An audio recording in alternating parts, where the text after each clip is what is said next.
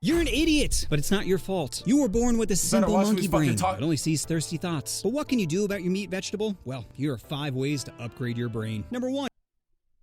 Why does he always talk about monkey brain, my nigga? Why does he always talk about the monkey brain? Why is it never something else? It always got to be monkey this, monkey that. Handling criticism. No matter how successful you are, we're all impacted by criticism. I'll give you an example. I was listening to the Conan O'Brien podcast, and he had on Nirvana. Well, most are Nirvana. He didn't wheel out Kurt Cobain's corpse with a shotgun still in hand. Anyway, they were celebrating their 20th anniversary of their hit album, In Utero. At one point, they mentioned a negative review written about them after one of their first concerts. Really think about that for a sec. One of the most successful bands ever to exist has criticism living rent-free in their head for 20 years. So it doesn't matter who you are. Negative comments can hurt everyone. Well, everyone except me. You can make watching offending everybody till I laugh and sit there motionless like Kurt Cobain's corpse, but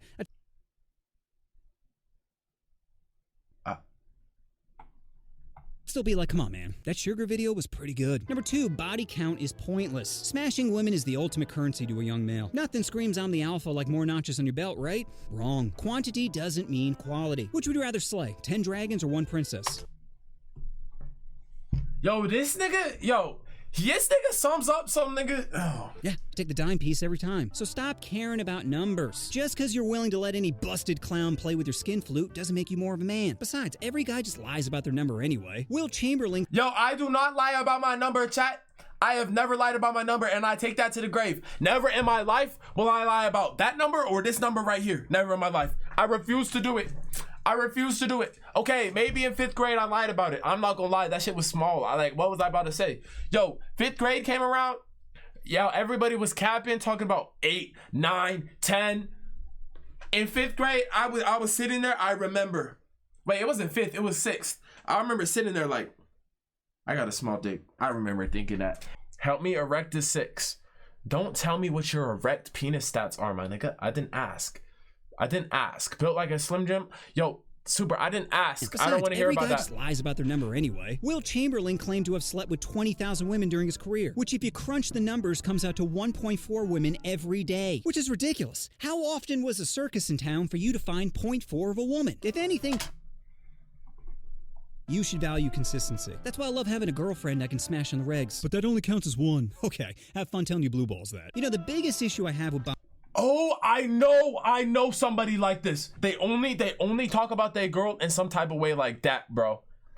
And when they do, I get mad uncomfortable. I get so uncomfortable. Something about it, bro. Body count isn't the pissing contest guys play of I've more swag than you. It's when you associate a number with status, you begin to dehumanize women. Because now every chick is just a number, barely even a person. They don't have their own feelings, thoughts, and personality. No, they're basically just a blow-up doll who occasionally gets headaches. Probably from skull fucking her. Number 3, success doesn't equal happiness. Take a look at Dwayne the Cock Johnson. Biggest movie star in the world, massive car collection, gorgeous, roided up body. From the outside, it appears he has everything.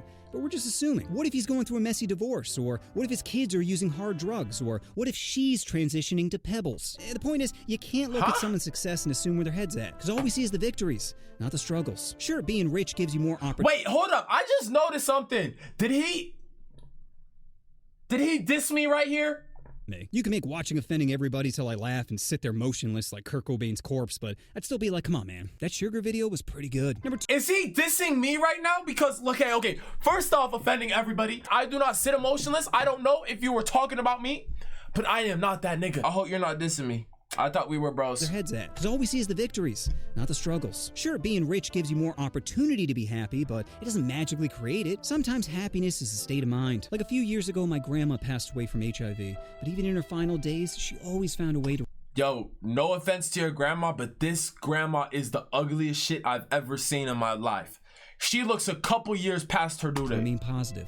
Almost as positive as her HIV. And after she was gone, I was walking through her place when I stumbled upon a photo album. Inside was a picture of a small African child I named Magumbo. Magumbo had no shoes or socks on and was standing in pure poverty, yet had the biggest smile on his face. You know those infectious smiles that makes you want to smile yourself? And I'm just thinking, wow, this kid has a fraction of what I have and still found a way to be happy. Like he doesn't have indoor AC or a PS5 or a phone he can view African titties on, and yet he's still found a way to be joyful. So anytime the world brings you down, I want you to think about Magumbo and pound one out for him. Oh, here's to you, buddy. Number 4. We're not gonna let that shit slide. I'm not gonna sit here and let that shit slide. Nigga just said pound it out to a little boy. Okay. Or men are monsters. We all have horrible thoughts, and just like Drake being attracted to kids, we just can't help it. Like, how many times have you thought about committing homicide when someone cuts you off? Not today, bitch.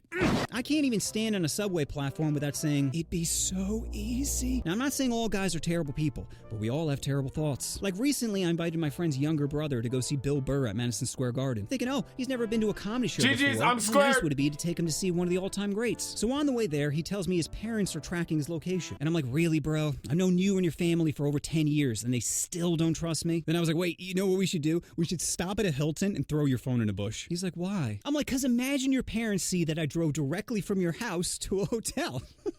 Have them think the only highway we're driving on is the Hershey Highway. The point is, bro, how does your mind even come up with this?